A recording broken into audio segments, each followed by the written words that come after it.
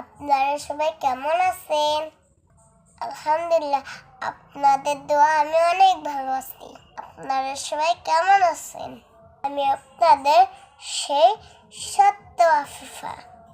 অনেক দিন থেকে অসুস্থ হওয়ার কারণে ভিডিও করতে পারিনি, তাই সবাই মন খারাপ করেও না। কিন্তু আমি আজকে 1 নম্বর হাদিস বলবো।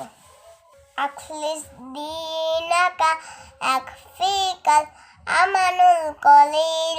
হাদিস শরীফে অর্থ, তোমাদের মধ্যে সর্ব উত্তম ওই ব্যক্তি যে কুরআন মাজিদ শিক্ষা করে এবং শিক্ষা দেয়। আপনারা সবাই কুরআন মাজিদ পড়বেন এবং অন্যজনকে শিখাবেন।